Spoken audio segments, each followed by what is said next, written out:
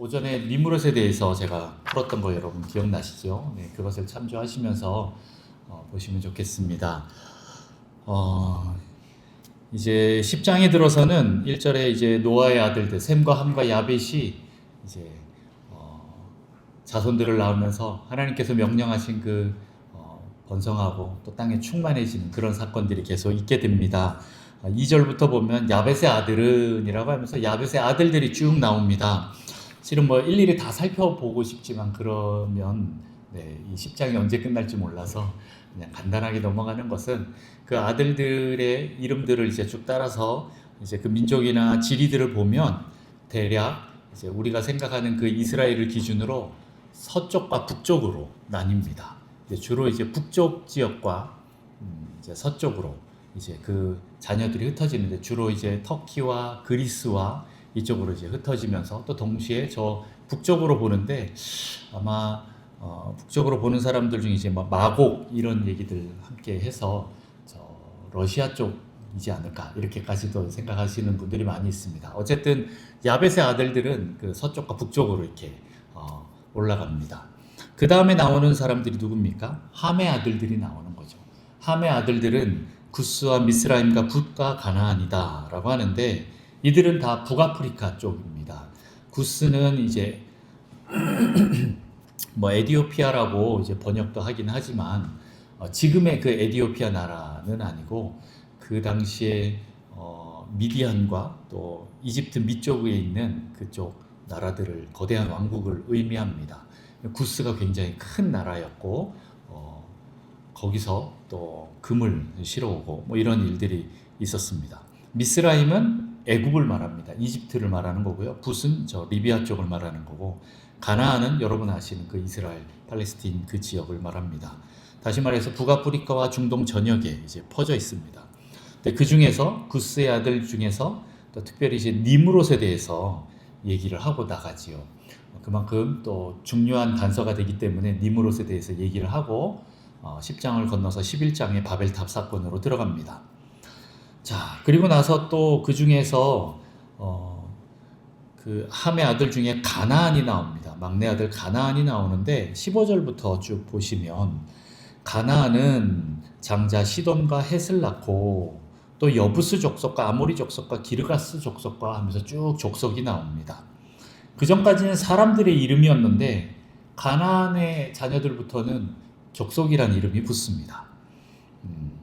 그 장남은 이제 시돈이고 헷인데 그 다음부터는 여부스 족속, 아모리 족속, 기르가스, 히위, 알가신, 아르와, 스말, 하마 족속이 나온다라는 거죠. 아주 구체적으로 나옵니다. 그리고 나서 경계, 그 지리적인 경계까지도 아주 구체적으로 나옵니다. 시돈에서부터 시작해서 그라를 지나서 가사, 그리고 소돔과 고모라 있는데, 그리고 아드마 스보임, 그리고 또 거기를 지나서 라사까지 나온다라는 거죠. 아마 이스라엘 사람들이 이 글을 봤으면 어디서부터 어디까지구나라는 게 이게 딱 금방 나오는 거예요. 우리나라처럼 이제 뭐 신의주를 지나서 뭐 개성을 지나서 서울 지나서 대전 찍고 그 다음에 저 부산까지 간다 뭐 이런 느낌으로 생각하시면 됩니다. 여러분 머리에 금방 딱 들어오시잖아요. 근데 우리는 뭐 시돈 뭐 이렇게 하면 잘 모르잖아요. 근데 이스라엘 사람들은 딱 아는 거죠. 모세가 이제 가나안으로 들어가기 위해서 이스라엘 백성들에게 이제 구체적으로 기록하고 있는 것입니다. 이스라엘이 들어가야 할 가나안 땅이 어디다라는 것에 대해서 이미 여기서부터 얘기를 하고 있고 또 우리가 진멸해야 될 전쟁해야 될 족속이 누구다라는 것에 대해서 아주 명확하게 적어놨습니다. 9장에서부터 이제 함의 아들 가나안이 저주받는 그 장면에 대해서 이미 얘기를 했고 그 다음에 이 가나안에 대해서도 얘기할 때 아주 명확하게 얘기해서 우리가 가야 할 땅이 여기다라는 것에 대해서 얘기를 하고 있는 것입니다. 그래서 함에 대한 부분들이 오늘 10장인 실은 제일 많이 차지합니다. 함의 아들도 실은 제일 많습니다. 30명입니다. 31명? 네, 하여튼 그렇습니다. 그래서 니므롯과 그리고 가나안 족속에 대한 부분들이 제일 큽니다. 그리고 나서 이제 셈의 아들로 넘어오는데 셈의 아들에 대해서 얘기할 때 21절 말씀을 보면 여러분 보시면 셈은 에벨 온 자손의 조상이요 야벳의 형이라 그에게도 자녀가 출생하였으니 라고 이렇게 나옵니다. 전에도 한번 얘기했는데 셈이 몇째일까? 우리는 흔히 이제 첫째라고 생각하고 이제 첫째가 셈, 둘째가 함, 막내가 야벳 이렇게 보통 생각해서 많이 하는데 이제 여러 가지를 따져보면 셈이 둘째이지 않았을까? 첫째는 야벳이고 그 다음 셈이고 그 다음에 막내가 함이었다라는 것에 대해서 제가 한번 풀었습니다. 그러면서 실은 이 부분에 대해서 더 설명이 좀 필요했는데 야벳의 형이라고 하는 것은 실은 히브리어로 보면 이게 야벳이 형이다로 또 해석이 됩니다. 원어를 보면 근데 이제 어떤 것을 선택하느냐에 따라 달라지긴 하지만 그러나 이제 다른 그런 나이들이나 연도수를 이렇게 계산하면서 보면 야벳이 형이구나라는 것으로 읽힐 수가 있다라는 겁니다. 자, 어쨌든 여기서는 야벳의 형이라고 나오지만 킹제임스 버전에는 야벳이 형이다라고 나옵니다. 어쨌든 그렇게 해서 거기서도 자녀가 출생하는데 셈의 특징이 에벨 온 자손의 조상이요라고 이렇게 또 나옵니다.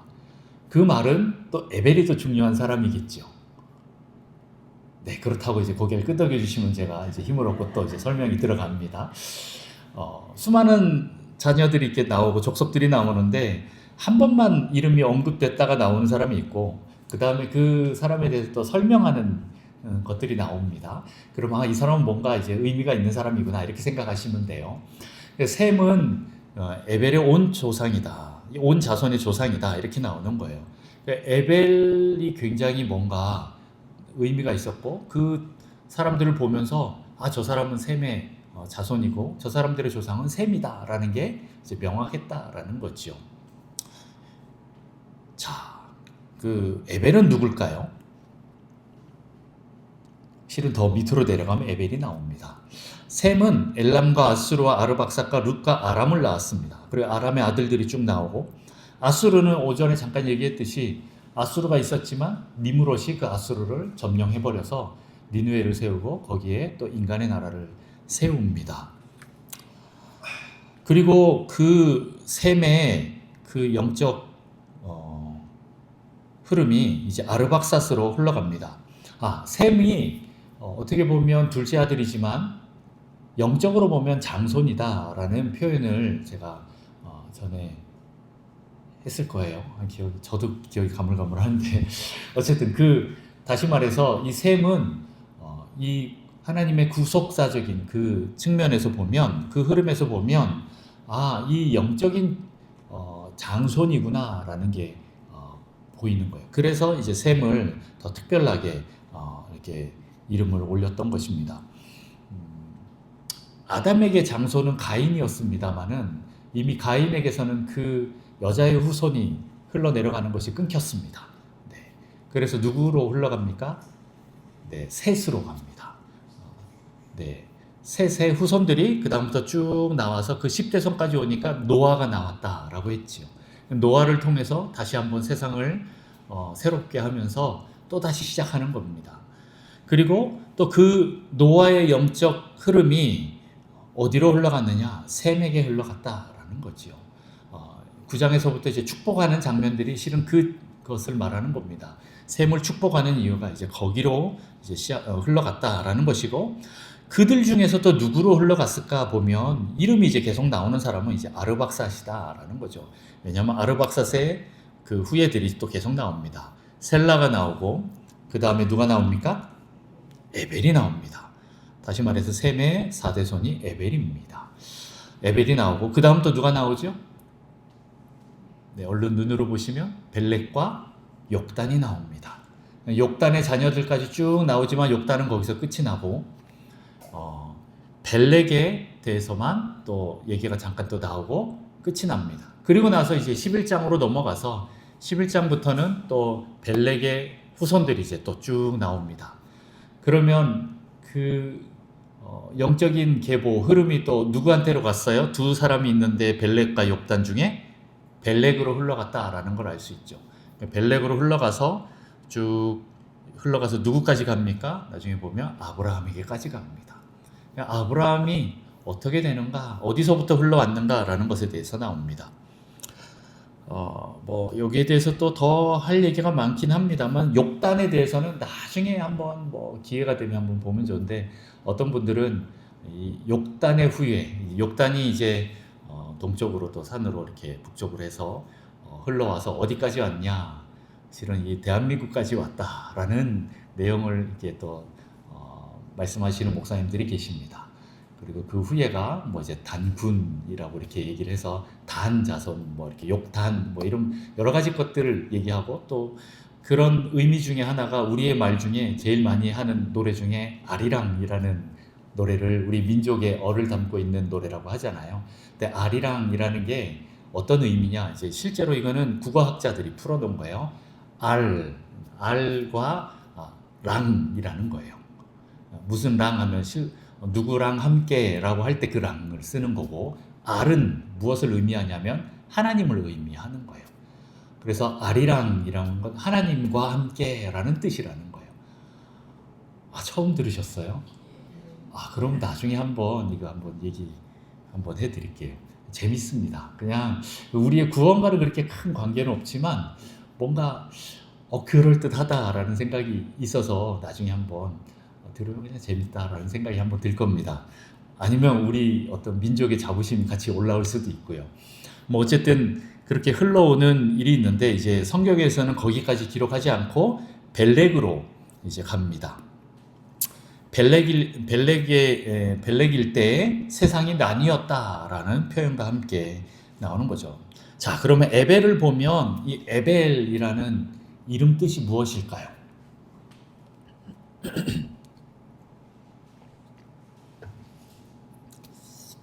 모르시니까 제가 빨리 얘기 드릴게요.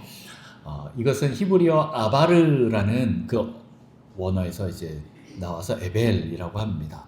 이 아바르에서 또 나온 단어가 있습니다. 요거는 여러분도 너무 잘 아시는 단어입니다. 맞춰보실 분. 네, 바로 이브리라는 단어입니다. 들어보셨지요? 뭐예요? 네, 유대인들 이제 이스라엘 사람들을 호칭할 때 히브리 민족이라고 할 때 이 히브리라는 거예요. 히브리라는데 실은 이 아바르가 무슨 뜻이냐면 건너다라는 뜻이에요. 건너다. 에벨도 건너왔다 이런 뜻이고 히브리도 강을 건넜다라는 뜻이에요. 어느 강을 건넜을까요? 네, 유브라데 강을 말하는 것입니다. 신할 땅에 이제 바벨과 이제 수많은 도시들이 막 생기면서 그 지역의 사람들이 어떻게 보면 그 노아 방주가 아라랏산에 머물렀다 그러잖아요. 그 아라랏산이 어딨냐면 터키에 있습니다. 지금은 뭐 이렇게 거기가 분쟁 지역이고 군사 지역에서 아무나 쉽게 못 올라가는 지역이라서 또 굉장히 해발이 높아요. 5,000m가 넘는다고 합니다. 근데 거기서 뭐 노아 방주가 발견됐다라는 그런 탐사 보도들이 많습니다. 어쨌든 거기서 시작해서 이제 사방으로 흩어지는데 남쪽으로 가는 사람, 뭐 야벳은 서쪽과 북쪽으로 가고 함은 아래로 가고 셈은 이제 동쪽으로 이제 많이 갑니다. 그런데 가다가 이제 아까 욕단은 더 넘어서 아시아까지 이렇게 왔는데 그 니므롯이 나오면서부터 이 유브라데 강 신할 땅 이 평지에 사람들을 이제 불러 모으기 시작합니다. 다시 말해서 이 지역이 어떻게 보면 우리가 흔히 얘기하는 인간의 나라, 세상이 되어버립니다. 그런데 거기서 그 유브라데와 티그리스와 여기를 나왔다, 건너 나왔다라는 의미로 에벨, 히브리라는 그 의미로 씁니다. 그래서 이 에벨은 그 유브라데 강에서 건너서 나왔다라는 이름의 의미가 있는 거예요. 실제로 그곳이 아닌 이 시리아, 이제 반대로 넘어와서 시리아 쪽 알레포 지역에 가면 수많은 점토판들이 이제 발견되는데 거기에 에블라라는 왕국이 있었대요. 여러분들 잘 모르시겠죠? 저도 잘 모릅니다만은 근데 그 점토판에는 뭐라고 나오냐면 에블라 지역의 그 왕국은 굉장히 문명 도시 국가였다라는 거예요. 문명 도시 국가였고 융성하고 번창하고 예술과 학문이 아주 찬란한 도시였다라는 겁니다. 심지어는 어느 정도였느냐, 되게 강력해서 유브라데 도시국가들로부터 조공을 받을 정도였다라고 하는 거예요. 그러니까 에벨은 셈의 4대손이 에벨은 이제 유브라데 거기에 있지 않고 다시 나와서 여기서 어떻게 보면 믿음의 나라를 제대로 세웠던 것 같아요. 그래서 이 나라가 굉장히 커졌습니다. 반대로 저 유브라데는 세상의 상징이 되었어요. 성경에 보면 이제 계속 유브라데에 대해서 나오는데, 특별히 계시록에서도 보면 유브라데에 대한 얘기 나오고, 거기서 막 전쟁이 일어나고 이런 얘기들이 나오고, 마지막 바벨론도 이제 무너질 때 그런 내용들이 나옵니다. 영적인 의미로 해석을 하면 우리는 유브라데에서, 다시 말해서 세상에서 나와야 한다라는 거예요. 건너서 나와야 된다라는 겁니다. 우리 세상에 발을 디디고 있는데 어디로 가야 되나요? 우리 산으로, 저 깊은 첩첩산중으로 들어가야 될까요? 저는 어릴 때 잘못 이렇게 조금 이해를 해서 산으로 들어가야 되는구나 이렇게 생각을 했어요. 그래서 어릴 때부터 산골에 들어가서 어떻게 살까 뭐 맨날 이런 생각을 하고 살았었는데, 어떻게 보면 우리는 이 세상에서 나올 수는 없습니다. 지금 어딜 가나 다 세상입니다. 인간의 나라입니다. 그러나 거기서 우리가 어떻게 구별된 삶을 살아야 할 것인가에 대한 부분이 큰 거예요. 자, 그렇게 그 에벨이 유브라데에서 나와서 세상으로부터 나와서 에블라라는 어떻게 보면 또 좀 건강한 나라들을 이뤘지만 나중에는 이제 다 사라지고 맙니다. 그러나 이제 그의 아들, 이제 에벨의 아들 벨렉의 때에 벨렉의 이름의 뜻은 또 나뉜, 분열, 분리 이런 뜻이에요. 나뉘어졌다라는 거예요. 그 표현으로 보면 그때 이제 세상이 나뉘었다라고 표현하는 걸 보면 그때 바벨탑 사건이 있었던 것 같아요. 그로 인해서 세상도 나뉘고 언어가 혼잡해지고 인류가 이제 또 분산되는 일들이 있었다라는 겁니다. 근데 또 좀 특별한 걸 보면 이제 11장 가서 또 풀어야 되는데, 그때 가서 할까? 에벨과 벨렉의 차이는 나이에서 확 차이가 납니다. 에벨은 464년을 사는데 벨렉 때부터 239세로 떨어집니다. 그의 아들 때로 내려가면 갈수록 200대로 못 넘어가요. 그러니까 인간의 수명이 반으로 훅 줍니다. 왜 그렇게 됐을까에 대해서도 살펴보는데, 어떤 신학자들은 벨렉이 하나님 앞에서 죄를 지었을 것이다 라고 얘기를 하는 거예요. 그렇게 장수의 축복이 있던 그때 뭔가 그 후손들부터 굉장히 수명이 확 깎인 이유는 어떤 큰 문제가 있었을 것이다 라고 얘기를 합니다. 전도서 8장 13절에도 이런 말이 있습니다. 악인은 잘 되지 못하며 장수하지 못하고 그 날이 그림자와 같으리니 이는 하나님을 경외하지 아니함이니라 라고 이렇게 말씀하고 있습니다. 하나님을 경외하지 않는 악인들은 장수하지 못한다라는 말씀에 기반을 놓고 이제 해석을 하는 거죠. 무언가가 있었구나. 그런데 벨렉이 있었을 때 어떤 일이 있었습니까? 세상이 나뉘었다라는 거죠. 그래서 학자들은 얘기하기로 벨렉은 바벨탑 사건에 동참한 것으로 봅니다. 에벨은 그것이 싫어서 나왔는데 이제 벨렉은 그 사건에 동참했다라는 것이죠. 니므롯과 그 바벨탑 건축에 동조해서 다시 말해서 다시 하나님을 떠났다라는 의미로 해석을 합니다. 다시 유브라데 유역으로 들어간 거예요. 그러니까 나중에 이제 그 후손들 중에서 쭉 내려오다 누가 나와요? 아브라함이 나오는데 아브라함이 어디서부터 출발해요? 갈대아 우르에서 나오는 거예요. 그게 이 시날 평지 바벨론 땅인 거지요. 거기서부터 나오는 거죠. 그래서 아브라함도 유브라데 강을 건너서 나옵니다. 그래서 아브라함의 별칭이 뭐예요? 히브리라고 하는 거예요. 히브리 사람이다라는 거예요. 강을 건너서 나왔다. 우리로 치면 모든 사람들이 다 서울로 가는데 나 서울 싫어하고 나온 거랑 마찬가지인 거예요. 이해가 안 되는 거죠. 제가 제주도에 살았었는데 제주도 사람들의 소박한 꿈은 뭔지 아세요? 제주도를 떠나는 겁니다. 네, 어디로 갈까요? 그나마 서울로 가는 게 목표지요. 그래서 제주도 초등학교까지는 다 비슷비슷합니다. 그 뭐 초등학교 애들이니까 비슷한데 중학교 때부터 이제 갈리는 거예요. 공부할 애들과 공부하지 않을 애들로 갈립니다. 공부할 애들은 목표가 어디입니까?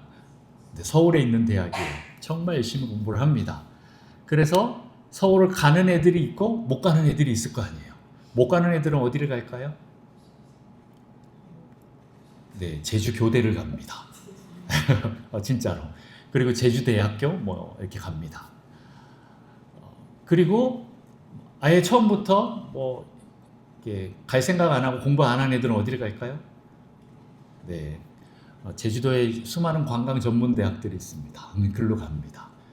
그래서 이제 거기서 이렇게 하면 제주도 관광하시는 분들을 조금 이렇게 비하하는 것처럼 느껴지십니다. 하여튼 제가 그 제주도 살면서 경험한 바예요. 그래서 좀 그냥 거기에 머물게 됩니다.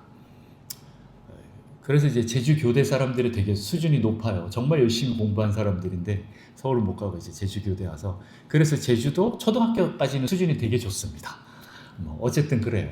그러면서 이 사람들이 계속 하는 게 올라가는 거죠. 제주도를 탈출하는 거예요.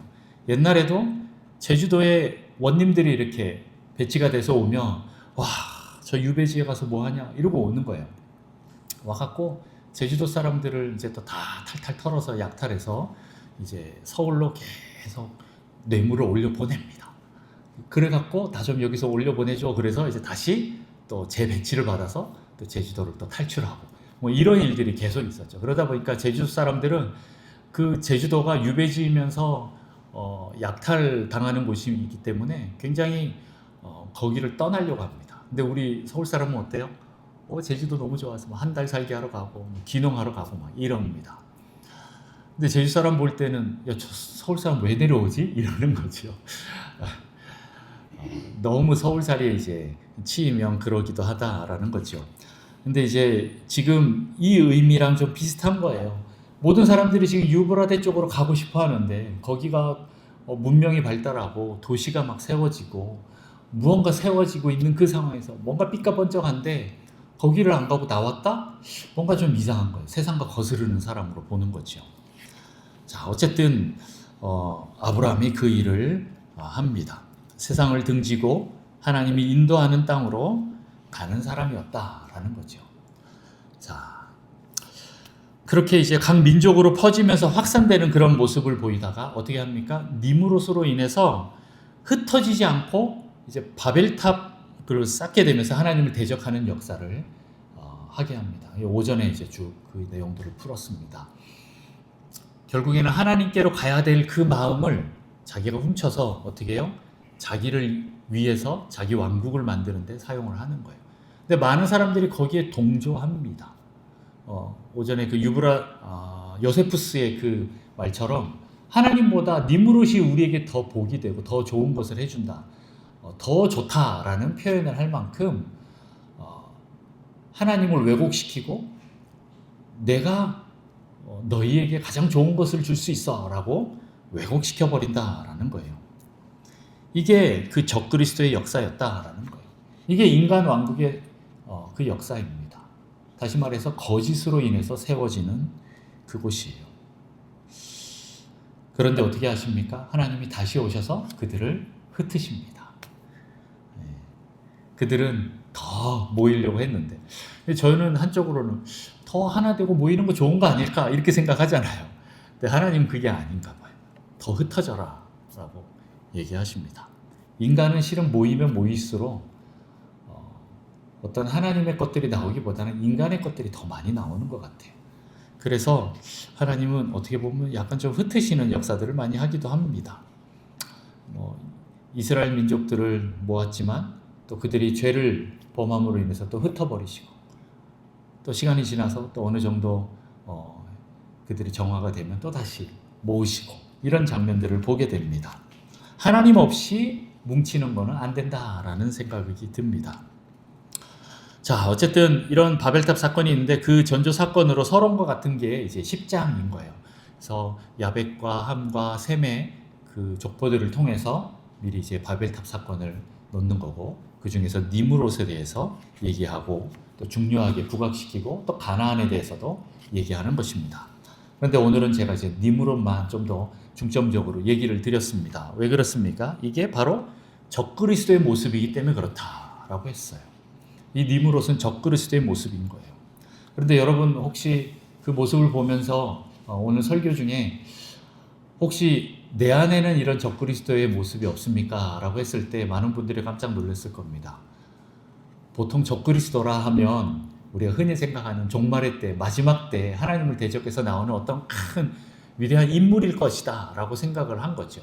저도 그렇게 생각했습니다. 어릴 때 막 보면 그런 666 영화나 이런 걸 보면서 또 뭔가 마지막 때 적그리스도가 나타나서 하나님과 크게 대적하면서 일어날 것이다 라고 본 거죠.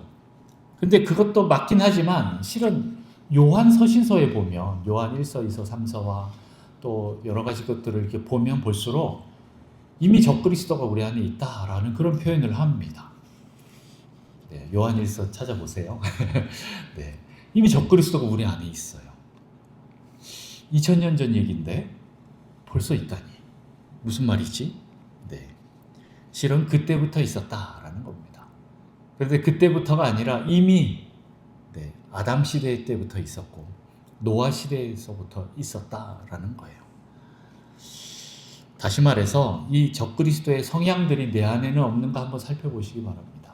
이게 있으면 이 적그리스도의 그 영향력, 그 성향들이 내 안에 있으면 하나님을 대적하고 또 내가 왕이 되고 주인이 되려고 하는 그런 자기 중심성과 이기적인 모습들이 나오게 되고 또 탐욕적이고 나만 살고자 하는 그런 모습들이 올라오는 그런 모습들을 보게 되는데 그게 나중에 확 발전이 되면 적그리스도의 모습이 되는 거예요. 쉽게 말하면 누가 그리스도인가에 대한 문제인 거예요. 누가 그리스도입니까? 어렵습니까? 누가 그리스도입니까? 예수님이십니다. 네. 예수님이 그리스도인데 적그리스도는 뭐예요? 예수님이 그리스도가 아니야. 그 말인 거예요. 안티크라이스트는 이제 대적한다라는 의미도 있지만 동시에 아니다라는 그런 의미도 같이 포함되는 거예요. 예수님이 그리스도가 아니고 내가 그리스도가 될 수가 있는 거예요. 내가 주인이 될 수 있는 거예요. 그게 이제 적그리스도의 그 의미가 됩니다. 저는 그렇게 생각합니다. 적그리스도적인 이런 성향들이 우리 안에 다 있는데 이런 부분들, 이 죄성들을 해결하지 않으면 마지막 때 진짜 적그리스도가 나타나서 하나님을 대적할 때 그 적그리스도를 자동으로 사람들이 따르게 되는 것 같아요. 오늘 니므롯을 사람들이 따랐던 것처럼 같은 성향들이 있기 때문에 그 죄성을 해결하지 못하면 그래, 네 말이 맞아. 우리 이번에 한번 확실하게 하나님께 우리가 어떤 존재인지 보여주자 하면서 벌떡 일어나서 하나님을 대적할 것 같아요. 요즘 이게 너무 AI 시대와 과학이 발달하는 그 속도가 엄청나게 빠르면서 많은 과학자들이 그렇게 얘기를 합니다. 이제 사람이 죽지 않을 것이고 영생할 것이다. 이런 표현들을 많이 씁니다. 그 말은 이제 죽음을 뛰어넘었다라는 것이고 다시 말해서 하나님이 했던 말은 거짓말이다라는 의미가 되는 거예요. 하나님과 대적할 수 있는 존재가 되는 거고 다시 말해서 내가 신이 될 수 있는 존재가 된다라는 거예요. 그만큼 과학 예찬론자들은 그렇게 얘기를 합니다. 그렇게 무언가 내가 할 수 있을 것 같은 그런 마음이 되면서 내가 신이 되는 거예요. 내가 신이 되는 그 성향이 실은 우리 모든 사람들에게 있습니다. 우리 어릴 때부터 실은 그 성향들이 있죠. 제 사촌의 그 아들, 조카지요. 사촌 조카가 있었는데 걔가 꼬맹이니까 이제 그 사촌 여동생인데 여동생이 저희 사모하고 얘기를 하면서 이 꼬맹이들 키우는 거에 대해서 막 상담을 했어요. 그래서 이제 육아 상담을 같이 하다가 요때는 자기가 왕이 되는 것 같아요. 그런 시기예요. 모든 걸 다 할 수 있을 것 같고 다 내가 세상을 지배할 것 같은 그런 자기가 왕과 같은 존재가 돼요 라는 말이 끝나자마자 그 조카가 갑자기 막 놀이터 앞에서 막 놀다가 갑자기 미끄럼틀 제일 꼭대기 올라가더니 딱 내려오기 전에 두 손을 딱 벌리면서 뭐라 그러게요. 나는 왕이다! 그러고 내려오는 거예요. 그러니까 두 엄마들이 깔깔깔깔 웃었죠. 그게 바로 보이는 거죠. 예, 걔가 뭐 한 5살쯤, 4살쯤 요때였을 것 같아요. 6살쯤 요때쯤 되면 우리가 감당하기 힘들 만큼 이제 장난꾸러기로 바뀝니다. 모든 걸 다 할 수 있을 만큼 그렇게 가는 거죠. 그런데 이제 그게 사춘기를 지나서도 계속 그게 있다? 그러면 이제 정신과 가야 되는 거고요. 이제 세상의 쓴맛들을 보면서 안 되는구나. 그리고 적절한 좌절들을 통해서 나는 여기까지구나 라는 거를 많이 경험해야 돼요. 그게 안 되면 예를 들어서 부모님이 모든 걸 다 해결해 주면 이제 안하무인 성격이 됩니다. 자, 어쨌든 우리 안에 있는 그런 성격들이 있지만 이것들이 교육과 또 신앙의 어떤 훈련들을 통해서 하나님이 계시는구나 라는 걸 알아야 돼요. 나도 하나님이 나를 왕과 같은, 왕자와 같은, 공주와 같은 존재로 만드셨지만 그럼에도 불구하고 내 위에는 하나님이 계시다라는 걸 알아야 돼요. 나는 세상을 정복하고 다스리지만 그래도 그 위에 이 모든 걸 만드시고 통치하시는 분이 하나님이시구나라는 걸 알아야 되는데 그걸 모르면 어떻게 돼요? 자기가 왕인 줄 알고 마음껏 살아요. 그러다가 이제 난리가 나는 거죠. 자, 어쨌든 우리 안에 내가 신이 되고자 하는 그 마음들이 있는데 사람들은 적그리스도는 그것을 이제 부추깁니다. 그 탐욕과 또 하나님에 대한 그 상처들과 권위자에 대한 그 상처들과 이런 모든 것들을 부추겨서 거봐 하나님이 잘못한 거야. 하나님이 문제가 있어. 거봐 목사님이 문제야. 목사님 따르지 마. 교회가 문제야. 교회 따르지 마. 이렇게 가는 겁니다. 그러면 뭔가 우리 마음 가운데 맞아 라고 이 문제를 해결하지 않으면 그게 맞아 라고 나도 동의가 되면서 적그리스도를 따라가는 거예요. 그래서 이제 니므롯은 하나님 앞에서 여호와 앞에서 용감한 사냥꾼이었다. 특이한 사냥꾼이었다라는 표현이 그렇게 영혼들을 훔치는 사람이었다라는 거. 하나님께로 가야 될 사람을 훔쳐오는 사람인 거죠. 마지막 때에 이 문제가 해결되지 않으면 내 안에 있는 이 교만과 하나님에 대한 이 불신과 이 탐욕과 이 모든 이 생존 본능들을 해결하지 않으면 내 옛사람이 죽지 않으면 내가 그리스도로 살지 않으면 적그리스도가 나타나서 내가 메시아다 그러면 사람들이 훅 따라갈 수도 있다라는 거예요. 저도 한번 생각해 봅니다. 666표를 막 사람들이 막 총 들이대면서 너 이거 안 받으면 죽여라고 하니까 막 무서워서 덜덜 떨면서 받는데 우리가 거기에 받지 않으려면 모진 고문 속에서도 예수님을 부인하지 않고 666 받지 않겠다라고 해야 되는 이 믿음을 키워야 된다라고 많이 생각을 했습니다. 그런데 이제 또 한쪽으로 생각해 보면 뭐 그런 일도 분명히 나타날 수도 있는데 한쪽으로는 원수가 그렇게 이렇게 지능이 떨어지지 않아요. 사단은 지능이 되게 높습니다. 야, 너 이거 정말 좋은 거야 라고 하면서 사람들에게 딱 들이밀었을 때 사람들이 거부하지 못할 만큼 정말 보암직도 하고 먹음직도 하고 탐스럽게 한 그런 열매지 않을까라는 생각이 들어요. 그래서 스스로 받게끔 하지 않을까라는 생각을 해봅니다. 뭐 이건 그때 가봐야 알겠지만 그만큼 우리 안에 이 육적인 옛 모습들을 해결하지 않으면 마지막 때에 원수가 와서 광명의 천사로 나타나서 사람들을 속이고 거짓으로 미혹할 때 진짜 다 넘어간다라는 거예요. 그때 넘어가지 않기 위해서 어떻게 해야 됩니까? 지금 우리가 중요한 거예요. 우리가 내 안에 있는 이 세상 경향성 이거를 빼지 않으면 이걸 그냥 그대로 가지고 살아나가면 그래 세상에선 이렇게 하는 게 성공이야.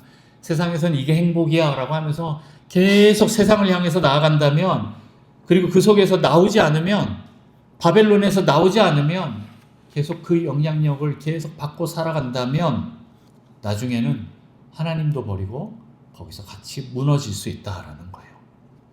내가 망하는지도 모르면서 무너지는 거예요. 나는 그때 가서 안 그래 라고 할 수 있지만 장담 못 합니다. 지금 여러분 한번 어떤 고난이나 어떤 시험, 테스트가 왔을 때 한번 자기 자신을 돌아보십시오. 그때 나는 지금 나는 어떤가를 보면 네, 그때 내가 보입니다. 그래서 여러분 지금이 되게 중요한 부분입니다. 종말의 때, 지금 이제 종말이라고 말을 하는데 이 종말의 때에는 적그리스도가 하나님과 교회를 대적합니다. 지금도 이미 시작됐고 교회를 대적합니다. 세상은 교회를 싫어하고 대적하기 시작했습니다.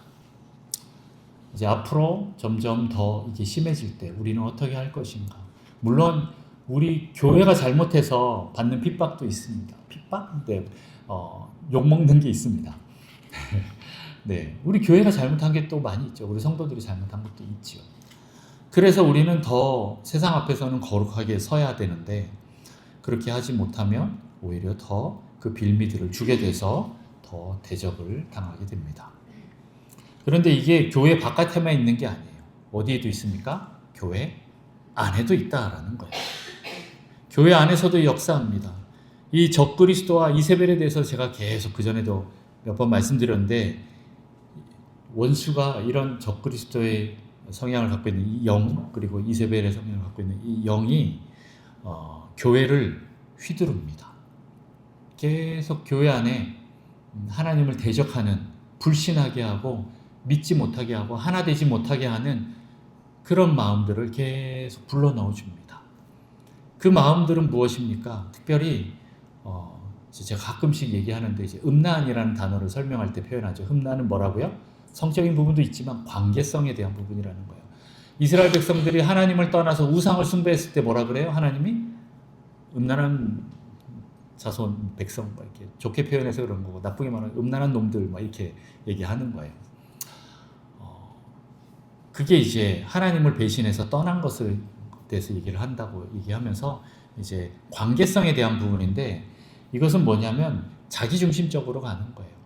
내가 좋아하는 사람 좋아하고 싫어하는 사람 밀어내고 그러면서 팔을 나누고 그래서 내가 싫어하는 사람 무너뜨리고 내가 좋아하는 사람들만 잘 먹고 잘 살자라고 하는 게 또 한 부분인데 이거를 이용하는 게 누구예요? 적그리스도와 이세벨인 거예요. 오늘 니므롯도 실은 사람들의 마음을 훔쳐왔다라고 하는 거는 이제 영적으로 표현하면 음란하다라고 표현하는 거고 실은 그 일들이 지금도 일어나고 있습니다. 부끄럽지만 우리 안에 있는 이 교회 안에 있는 역사들 중에서도 그런 일들이 계속 있는 거죠. 죄송합니다만 특별히 이제 목사님들 안에서도 이런 문제들이 계속 일어납니다. 실은 하나님은 보이지 않습니다. 여러분들의 마음이 다 그리스도로 하나님께로 집중되기를 원합니다. 주의 얼굴을 보이소서라고 하면서 얼굴 보자 하는데 여러분 잘 안 보이잖아요. 근데 눈을 뜨면 누가 보여요? 네, 여러분들은 서로 고개 돌리지 않으면 여러분은 잘 안 보이고 저만 보일 겁니다. 그 앞에 있는 목사가 보이면 그 앞에 있는 목사를 향해서 이제 집중해서 가게 되는 거예요.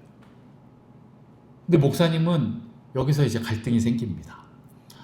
이 사람들의 마음을 어떻게 이렇게 끌어서 하나님께로 이렇게 탁 향하게 할까 하는데 잘 안 끌어모아지는 거예요. 다들 여기 앉아 있지만 생각은 딴 데가 있잖아요. 예, 빨리 이거 예배 끝나고 누구 만나러 가야 되는데 목사님께 설교가 길어 하면서 예배에 대한 집중, 하나님에 대한 집중이 아니라 이미 벌써 마음은 콩밭에 가 있고 그러니까 그거를 끌어당기려면 어떻게 합니까? 예, 쇼를 하는 거예요. 네, 더 많은 휘황찬란한 그런 모습들로 빵빵한 영상과 음향과 이런 모든 것들을 통해서 그리고 아주 탁월한 달변가 목사님의 그 현란한 그 말솜씨로 인해서 또 재미와 유머를 통해서 계속 사람들을 이렇게 끌어모으는 거예요. 근데 실은 이걸 딱 모아서 주님께 딱 드리고 자기를 싹 빠져야 되는데 내가 싹 옆으로 빠져도 어떻게 돼요?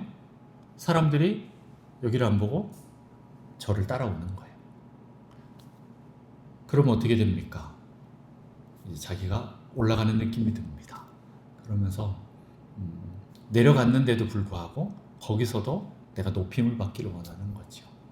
물론 목사님 많이 존중해드리고 존경하기를 원합니다만은 하나님 앞에서는 다 동일한 인간입니다.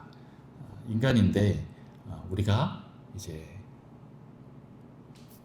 잘못 미혹되면 교주화가 되는 것이 문제라는 거예요. 혹시 제가 교주화가 되려고 하면 여러분 오셔서 제 멱살을 붙잡으십시오. 오셔서 목사님 초심을 잃지 마십시오. 정신 차리십시오. 이렇게 흔들어야 됩니다. 네.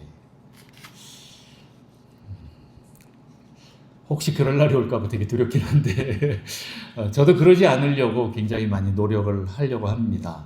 그러나 저도 인간이라는 거에 대해서 말씀드리니까 여러분도 언제든지 오셔서 목사님 이거는 교주화되는 겁니다. 이렇게 얘기를 해서 저를 흔드셔야 됩니다. 그런데 만약 여러분들이 그렇게 하고 있다 그러면 저는 여러분들을 흔들 겁니다. 아시겠죠? 계속 여러분들을 흔들 겁니다. 여러분 그리스도를 바라보십시오. 주님을 바라보십시오.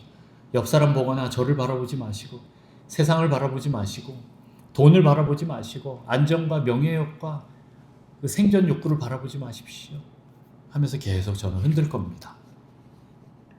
이 교회 안에서도 실은 목사님들이 제일 유혹받는 게 이 적그리스도의 영인 거예요. 네. 자칫 잘못하다가는 내가 그리스도가 되는 것처럼 돼버리기 때문에 그렇습니다. 말은 주님의 종이다 이렇게 말은 하지만 안 그럴 수도 있다라는 겁니다. 자, 그때 여러분은 누구를 따르시겠습니까? 지금부터 이제 훈련의 시간입니다. 누가 예수님이고 누가 적그리스도인가? 누가 참된 보호자, 목자이시고 누가 약탈자인가? 이걸 구별해야 돼요. 이건 어떻게 구별할까요? 평소에 주님을 계속 주님과 교제한 사람들, 주님의 음성을 들은 사람들, 주님을 잘 아는 사람들이 구별할 수 있는 거예요.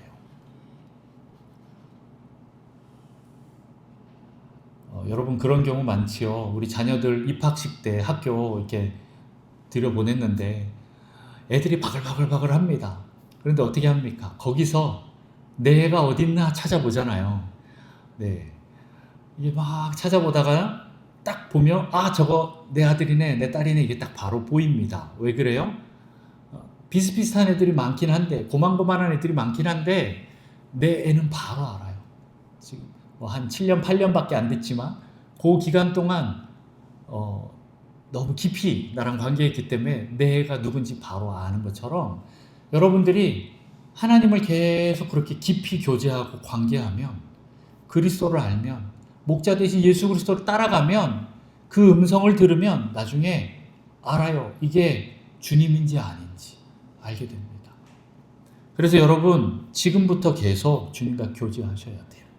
누가 진짜 그리스도이고 누가 가짜 그리스도인지 여러분 분별할 수 있어야 돼요. 그래서 여러분 제가 계속 기도하라는 거예요. 계속 말씀 보라는 거예요.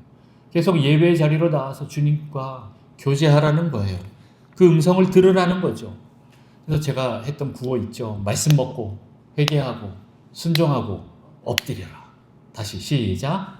말씀 먹고 회개하고 순종하고 엎드리자. 네, 안 잊어버리셔서 너무 감사합니다. 네, 말씀 먹으셔야 돼요. 주님 음성 들어야 됩니다.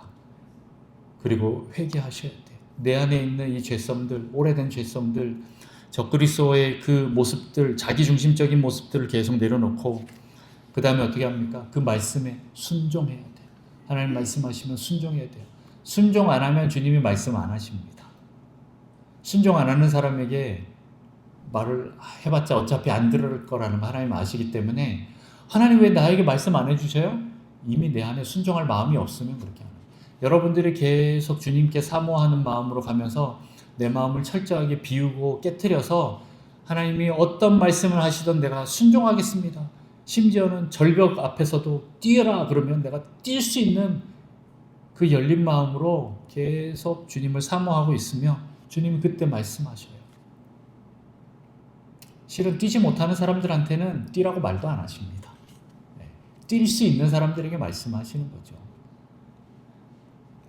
그래서 그렇게 해서 주님의 음성을 듣고 그렇게 하기 위해서 우리는 날마다 엎드려야 합니다. 말씀 먹고 회개하고 순종하고 엎드리셔야 합니다.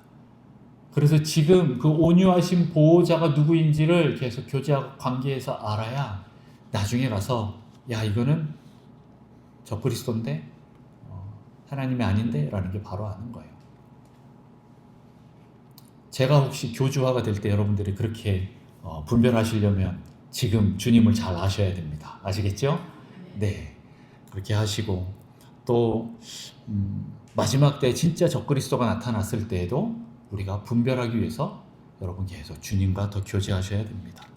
누가 진짜 그리스도인지 목자인지 분별하시고, 그렇게 하지 않으면 이 적그리스도와 이세벨에게 우리는 당할 수밖에 없습니다. 우리 교회 안에서 계속 이 어떻게 보면 대장과 같은 이 적그리스도가 계속 음란을 이용하고 미혹을 이용하고 불신을 이용하고 우리 안에 숨어있는 이 교만을 계속 끄집어서 끌어올리고 탐욕을 계속 일으키게 하고, 그리고 또 우리 안에 있는 또 고통을 통해서 병마 이런 것들을 통해서 하나님도 안 고쳐주셔라고 계속 불신하게 하고, 그러다가 어떻게 합니까? 무기력하게 우리를 빠뜨리고, 그리고 두려움과 불안으로 우리를 사로잡습니다. 너 그러다가 죽을 거야. 하나님이 널 구원 안 하셔. 이렇게 가는 거. 그러다 보면 이제 결국엔 죽음의 영에 우리가 휩싸이게 됩니다. 여러분, 이런 것들과 싸우셔야 합니다. 싸우셔야 합니다. 분별하셔야 합니다. 우리 북성실 교회 안에 있는 그런 영들과도 여러분 분별하시고 대적하십시오. 내 안에 성령의 그 성품의 열매를 맺으십시오. 그렇지 않으면 계속 인간의 열매가 맺어지게 됩니다. 여러분, 영적 싸움에는 전진 외에는 없습니다. 전진 아니면 후퇴, 아니면 그 자리에 머물러 선다. 머물러 서는 건 뭐예요? 후퇴예요. 후퇴. 계속 전진하셔야 됩니다. 계속 주님 만나시고 주님과 교제할 때 우리 안에 성령의 열매들이 계속 맺어질 때, 그 성품들이 올라올 때 우리는 적그리스도를 분별할 수 있고, 또 이 교회 안에 있는 이 적그리스도와 싸우고, 더 나아가서는 밖에 있는 적그리스도와 같이 싸울 수 있게 되는 것. 먼저 여러분 안에 있는 적그리스도와 오늘 싸우셔야 됩니다. 이 시간 우리 좀 같이 기도했으면 좋겠습니다.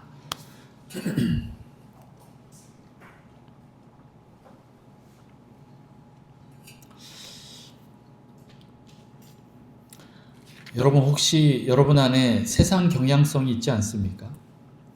세상으로 나아가고자 하는 그 마음 있지 않습니까? 실은 하나님에 대한 그 갈망을 잃어버리게 하고 잊어버리게 하는 가장 그 주된 요인이 실은 세상 경향성입니다. 세상으로도 충분히 우리가 만족하면서 살 수 있게 하기 때문에 우리 안에 이 세상을 향한 마음들이 계속 올라오도록 합니다. 더 휘황찬란하고 더 있어 보이고 더 부유하고 더 좋아 보이는 것들, 여기가 제일 좋아. 너 그렇게 시골에서 고통받고 힘들게 어렵게 살아. 일로 와, 강남으로 와. 여기가 우리가 있을 곳이야 라고 하면서 무언가 계속 우리를 끌어당기지 않습니까? 내 안에 이 생존 본능과 안정욕구와 명예심과 이 자존심과 영웅심이 계속 우리 안에 일어나면서 우리 발목을 붙잡고 있습니다. 하나님께로 나아가려고 하면 세상이 우리를 끌어당깁니다. 그런데 이 세상 경향성이 우리 안에 남아있으면 적그리스도가 그것을 이용합니다. 이 시간 그것들을 회개합시다. 하나님, 내 안에 혹시 세상을 향한 마음이 있습니까? 세상에서 성공하는 것이 더 중요합니까? 돈이 더 중요합니까? 사람들과 관계가 더 중요합니까? 세상의 쾌락이 더 중요합니까? 하나님, 내 안에 혹시 그것은 없는지 이 시간 나를 돌아보기를 원하고 이 문제들을 하나님 앞에 온전히 들고 나아가 해결받기를 원합니다. 하나님, 내가 이 세상을 스스로 버리는 것이 쉽지가 않습니다. 주님, 도와주십시오. 내 안에 있는 이 세상 경향성들이 더 드러나서 하나님 이것들을 온전하게 회개하고 해결하는 시간이 있도록 주님 역사하여 주옵소서. 우리 같이 주님 부르며 기도하겠습니다. 주여, 하나님 아버지, 주님, 이 시간 회개하며 나아갑니다. 하나님을 향한 마음보다 아버지 세상을 향한 그 마음들, 주님, 세상에서 평안하고 안정적이고 주님 잘 사는 또 이 명예심과 권력욕과 아버지 자존심과 영웅심과 아버지 주님 이기심들이 올라오고 아버지 탐욕에 올라오고 더 이상 가난하게 살고 싶지 않고 사람들에게 무시받고 싶지 않아서 더 큰 힘을 키우려고 하고 더 성공하고자 더 높은 자리로 올라가고자 하는 하나님 우리의 마음을 이 시간 회개합니다. 아버지 거기는 예수 그리스도가 없는데 하나님이 안 계신데 내가 그곳으로 향하고 있었음을 고백합니다. 아버지 용서해 주시옵소서. 아버지 하나님이 나에게 가장 좋은 곳으로 채워주신다는 이 믿음이 없어서 아버지 그 미혹에 넘어가서 또 내가 오늘도 세상으로 향해서 나아갔습니다. 세상의 쾌락과 하나님 그 탐욕으로 주님 내가 물들었습니다. 세상이 보여주는 그 수많은 휘황찬란한 것들을 보면서 내가 거기에 정신이 팔렸고 아버지 세상의 그 음란들과 쾌락들이 나를 계속 끌고 가서 내가 거기에 주님 넘어지고 또 주님 엎어졌음을 고백합니다. 주님 회개합니다. 아버지 예수 그리스도의 보혈로 덮으시고 우리의 죄악들을 주님 용서하여 주시옵소서. 아버지 주님 하나님을 향한 마음이 없었음을 주님 회개합니다. 주님 용서해 주시고 내 안에 있는 이 적그리스도의 마음, 세상의 마음, 이 바벨론에 대한 이 마음들을 하나님 온전하게 깨뜨려서 아버지 내 안에 주인이 예수 그리스도이심을 하나님이심을 하나님 다시 한번 명확히 깨닫고 주님 믿음으로 나아갈 수 있도록 주님 저희를 붙잡아 주옵소서. 아버지 내 힘으로 이 세상을 탈출할 수가 없습니다. 내 힘으로 이 유브라데 강을 건널 수가 없습니다. 아버지 주님 도와주시옵소서. 우리가 주님을 향하고 있사오니 주님 이 세상에서 우리를 건져주셔서 하나님 원하시는 모습으로 주님 우리를 만들어 주시고 주님 거룩하고 정결한 주님 성도로 우리를 구별시켜 주시옵소서. 주님 다시 오실 때 부르실 때 주님 우리가 나아가는 그런 자들이 되기를 원합니다. 주여 은혜를 베풀어 주옵소서.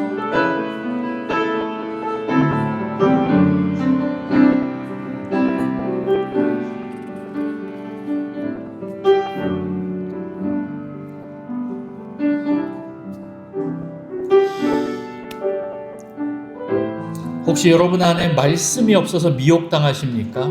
어떤 것이 진짜 주님의 뜻인지 분별이 잘 안 되십니까? 여러분 계속 말씀을 먹으십시오. 그리고 묵상하십시오. 여러분 입에만 물고 있지 마시고 뱃속으로 넣어서 소화시키십시오. 삶으로 살아보십시오. 그렇게 해야만이 이 말씀이 내 안에 들어와서 진리로 굳어지게 됩니다. 그래야 우리가 분별할 수 있게 되는 거예요. 말씀이 없으면 주님의 음성을 분별하지 못합니다. 이게 내 소리인지 하나님 성령님의 소리인지 아니면 원수의 소리인지 아니면 세상의 소리인지 분별이 필요합니다. 어떤 때는 세상의 소리가 하나님의 소리다라고 생각하고 혹시 따라가 버린 적은 없습니까? 이 시간 다시 한번 더 우리가 기도할 때 하나님 내가 주님의 말씀 그 음성을 듣겠습니다. 주님 우리에게 말씀하여 주시옵소서. 하나님 종이 순종하겠습니다. 주님 말씀하여 주시옵소서. 주님의 그 진리의 말씀이 내 안에 들어와서 온전히 그 말씀 따라 주님 순종하며 나아가는 종이 되도록 하나님 저를 붙잡아 주시고 훈련시키셔서 하나님의 음성을 구별하게 하시고 주님의 뜻을 분별하게 하셔서 하나님 누가 적그리스도인지 아니면 누가 그리스도인지 분명히 구별할 수 있도록 하나님 우리를 진리의 사람으로 만들어 주시옵소서. 우리 같이 한번 기도하며 나아가겠습니다. 주여 하나님 아버지 시아라라라바카야라라라라라 아버지 우리 안에 주님 진리의 말씀을 허락하여 주옵소서. 아버지 하나님의 말씀을 허락하여 주옵소서. 아버지 우리가 순종하고 듣겠습니다. 주님 성경을 연구하고 묵상하겠습니다. 주님 그 말씀을 주님 먹고 나아갈 때 하나님 은혜를 베푸셔서 무엇이 진정한 주님의 음성이고 뜻인지 말씀인지 깨닫게 하여 주시고 하나님 주님의 뜻이 무엇인지 알고 나아갈 수 있도록 그 방향성을 주님 잡아주시옵소서. 아버지 우리에게 지혜와 계시의 영을 부으시고 지혜와 총명을 부으셔서 하나님 뜻을 알고 하나님이 어떤 분인지 명확히 알게 하셔서 참된 온유한 보호자이신 그리스도 되신 우리 예수 그리스도 그 목자 되신 예수 그리스도를 알고 교제하게 하여 주옵소서. 하나님, 우리 안에 진리가 명확하게 들어서기를 원합니다. 내 안에 진리의 영으로 오시는 그 주님과 교제하기를 원합니다. 하나님, 무엇이 진리인지 아닌지 알게 하셔서 거짓과 진리를 분별하게 하시고 미혹에 넘어가지 않도록 하나님, 우리의 영을 깨워 주옵소서. 주님, 우리에게 은혜를 베풀어 주옵소서. 주님,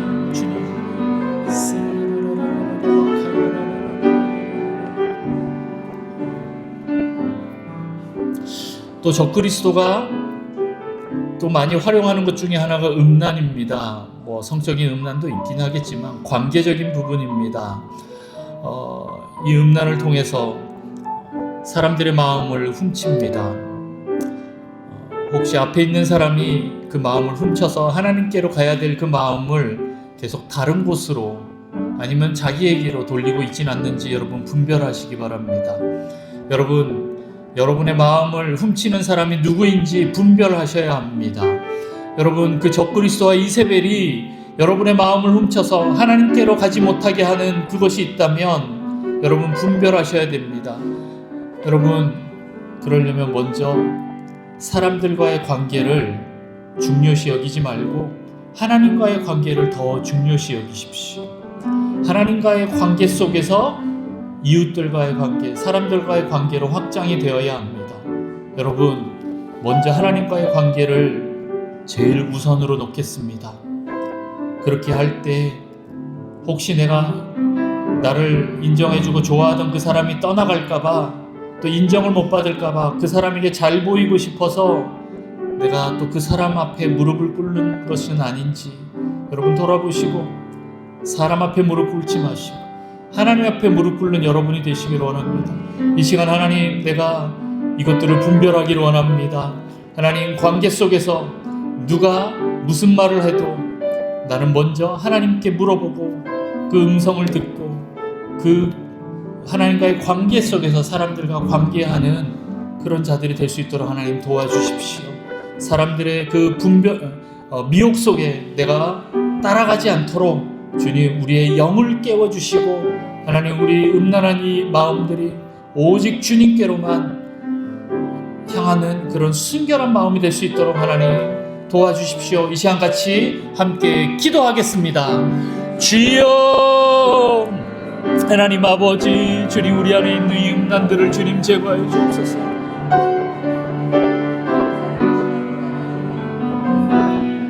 하나님, 그동안 우리가 주님 그 관계 속에서 그 상대방의 말을 따라서 움직이진 않았습니까? 하나님 아버지, 우리가 혹시 잘못된 이단 교주를, 사이비 교주를 따라지는 않았습니까? 아니면 다른 정치인의 말을 따라가지 않았습니까? 하나님, 또 잘못된 목사님의 가르침을 따라가진 않았습니까? 아니면 잘못된 리더의 그 말을 따라가진 않았습니까? 아버지, 그 관계 속에서 틀어졌던 모든 부분들을 하나님 회복시켜 주시고, 무엇보다 하나님과의 관계 속에서 온전하게 우리가 먼저 회복이 되어 주님과의 관계를 통하여 이웃들과 우리 사람들과의, 친구들과의 관계, 가족들과의 관계를 주님 온전하게 회복시켜 주시옵소서. 사람 앞에 무릎 꿇지 않게 하시고 하나님께 무릎 꿇으며 주님 영을 분별하며 나아가는 자들 되기를 원합니다.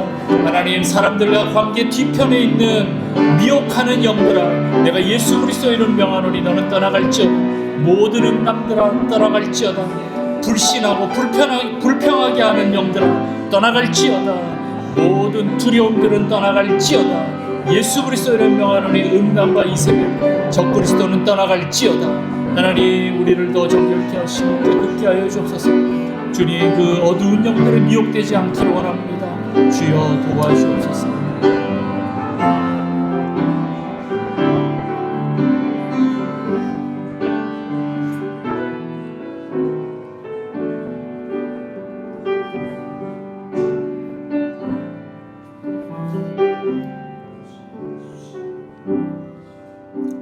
하나님 아버지, 내가 적그리스도였음을 고백합니다. 하나님, 내 안에 예수님을 주님으로 인정하고 싶지 않고 내 마음대로 살아가려고 했던 이 마음들을 회개합니다. 하나님 말씀에 순종하고 싶지 않아서 무시하고 내 마음대로 살아갔던 것들에 대해서 회개합니다.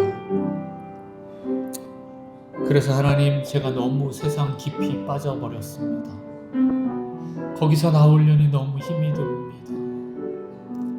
탕자와 같이 세상으로 들어갔는데 다시 나올 힘이 없습니다. 주님 오셔서 우리를 도와주시옵소서. 아버지, 우리를 꺼내주시옵소서. 아버지, 옛 모습에서부터 주님 우리를 회복시키셔서 예수 그리스도의 온전한 모습으로 다시 우리를 변화시켜 주시옵소서. 거룩한 신부로 우리가 준비될 수 있도록 하나님 우리를 새롭게 하여 주옵소서.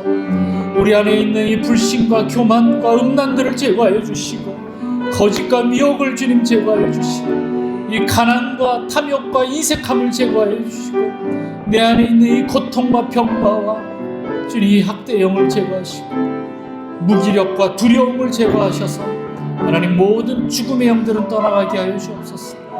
우리 안에 있는 이 적그리스도와 이세벨이 떠나가게 하셔서 하나님 온전히 성령으로만 살아가는 저희 될 수 있도록 축복하여 주옵소서. 성령의 열매를 맺는 저희가 되기를 원합니다. 온전히 주님 말씀에 순종하는 자들이 되기를 원합니다.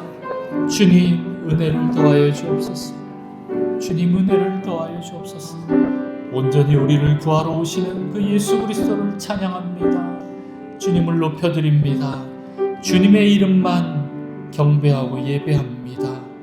하나님, 우리의 경배와 예배를 받으셔서 주님 우리에게 축복하셔서 이 세상에서 사는 동안 온전히 승리함으로 주님 마지막 때 거룩한 신부로 주님을 맞이하는 저희들 될 수 있도록 축복하여 주옵소서. 하나님, 우리에게 영분별의 은사를 더하여 주시고 사랑의 은사와 진리의 말씀을 하나님 우리에게 부어주십시오.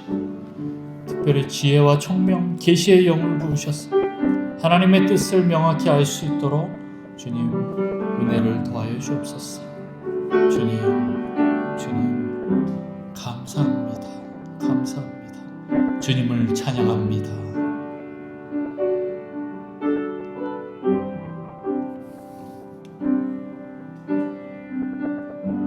지금 우리 주 예수 그리스도의 은혜와 하나님 아버지의 무한하신 사랑과 성령님의 내주 교통 위로 충만 역사하심, 이 자리 머리 숙인 모든 성도들과 우리 북성실 교회 위에, 또한 성도들의 가정과 생업과 학업과 속해 있는 모든 영역들 가운데, 또한 전 세계에 나가 있는 수많은 사역자와 선교사님들과 나라를 지키는 군지체들 위에, 또한 날마다 주님과 교제하며 주님과 동행하기를 원하는 주님을 사모하는 모든 자들 위에 영원토록 함께 있을지어다.